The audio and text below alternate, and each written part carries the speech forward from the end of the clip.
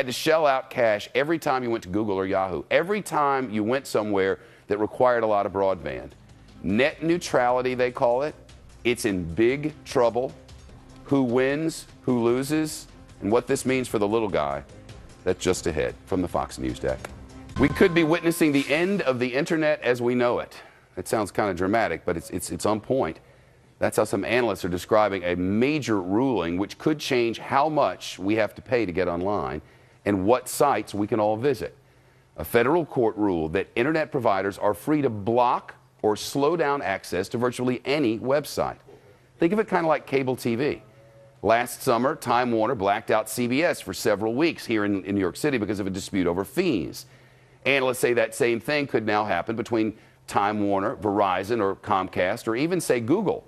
Another scenario, you might have to pay more for specific websites, the same way you'd have to pay more for certain TV channels in bundles. For instance, you go to Google, you search, in this case, Fox, because we can safely do that without getting in any trouble. You click through to foxnews.com. Now, you might have to pay more to get our videos quickly. You know, you might have to pay for more. There are a million different ways that you might have to pay, because the ruling was net neutrality said the internet is equal. No matter what's there, it's all treated the same. No matter what you want, you can get it.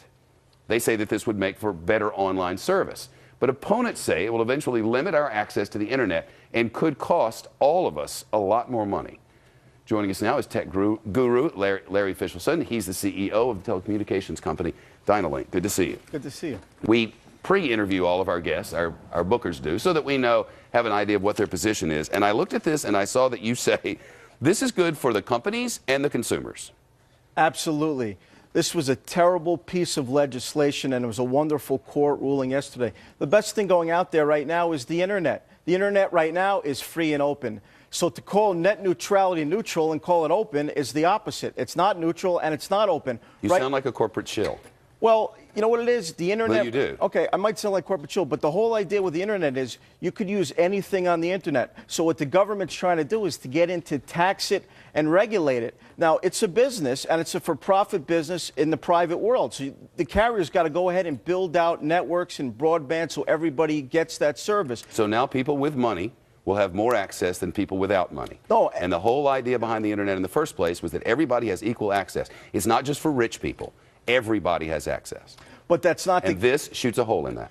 But that doesn't shoot a hole in it, because what happens is there are some businesses that are taking up, let's say, 20–30% of the bandwidth. So to go ahead and not charge them more and give everyone else the same price isn't right. It's a business. Just like the cable business is a business, you have to get people that go ahead and advertise on the business for it to go on. Now, what's going to really happen here is I don't think anything's going to happen, because before net neutrality, the internet's been thriving. So I don't think there's going to be any changes. I don't think there's going to be any extra charges. I think that's just a scare tactic.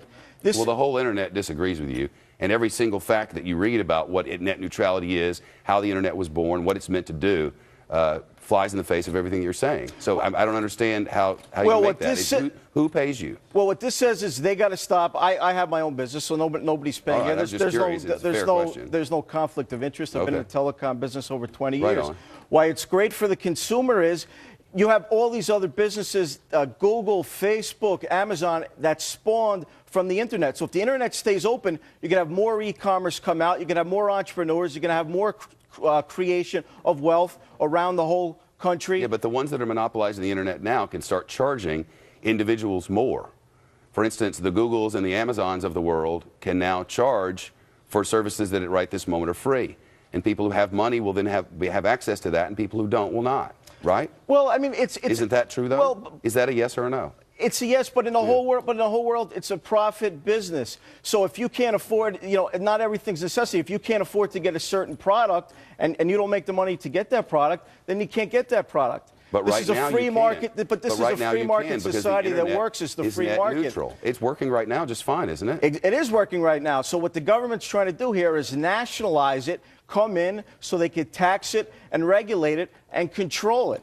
And this is the whole redistribution of wealth and getting control. It's a free market thing. We're a capitalist society. Not everyone gets... The whole world is not a capitalist society. And I would recommend to our viewers that our viewers read about this, because it is about to change. Everything is about to change depending on what the courts rule next. Net neutrality is very near its end. If you care about the internet, Google it while it's still free. Thank you. It's nice to see you. I see you. We have breaking news that's